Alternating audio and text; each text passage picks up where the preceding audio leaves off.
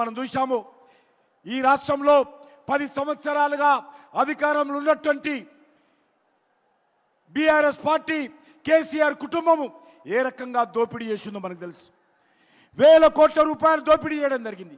అది కాళేశ్వరం సాగునీటి ప్రాజెక్టు కానీ, లేక లిక్కర్ బిజినెస్లో కానీ, ఇసుక వ్యాపారంలో కానీ, గ్రానైట్ వ్యాపారంలో కానీ, గొర్రెల పంపిణీలో కానీ, మన్నిరేగాల్లో కానీ, దళిత బంధులో కానీ, భూ వ్యాపారంలో కానీ, ఈరోజు కాంట్రాక్టుల దగ్గర పూర్తిగా ఈ ప్రభుత్వము గతంలో ఏ రకంగా తెలంగాణ సమాజాన్ని దోపిడీ చేసిందో, ఈరోజు తెలంగాణ దోపిడీ చేసింది సరిపోలేదని చెప్పి ఢిల్లీకి వెళ్ళి ఢిల్లీలో కూడా కేసీఆర్ కుటుంబము, కేసీఆర్ కూతురు కవిత ఏ రకంగా అక్రమంగా ఆపు ప్రభుత్వంతో కలిసి లిక్కర్ వ్యాపారంలో ప్రజాధనాన్ని దోపిడీ చేసిందో, ఏ రకంగా లిక్కర్ కుంభకోణానికి పాల్పడిందో మనం చూసాము.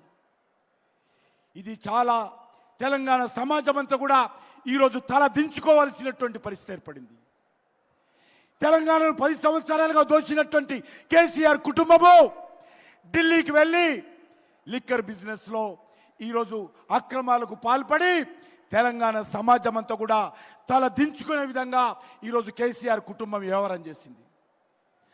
ఈరోజు కాంగ్రెస్ పార్టీ మళ్ళీ అధికారంలోకి వచ్చింది. గతంలో 10 సంవత్సరాలు కాంగ్రెస్ పార్టీ రాష్ట్రాన్ని పరిపాలించింది. మళ్ళీ మొన్న టీఆర్ఎస్ పార్టీ 10 సంవత్సరాలు పరిపాలించింది. మళ్ళీ ఈరోజు కాంగ్రెస్ పార్టీ అధికారంలోకి వచ్చింది.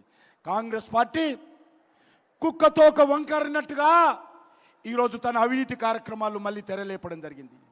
ఇచ్చిన 6 గ్యారంటీలు అమలు చేసే పరిస్థితి లేదు. 100 రోజులైంది కాంగ్రెస్ పార్టీ అధికారంలోకి వచ్చి.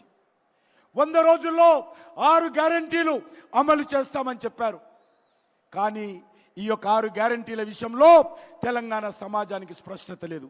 అందుకే మనందరినీ కోరుతా ఉన్నాను, ఈరోజు ఈ రాష్ట్రం ముందుకెళ్లాలంటే, దేశంలో ఒక సుస్థిరమైనటువంటి ప్రభుత్వం రావాలంటే, దేశంలో ఈరోజు నరేంద్ర మోడీ గారి నాయకత్వము మరొకసారి హ్యాట్రిక్ ప్రధానమంత్రిగా నరేంద్ర మోడీ గారిని మనం ఆశీర్వదించాల్సినటువంటి అవసరం ఉంది.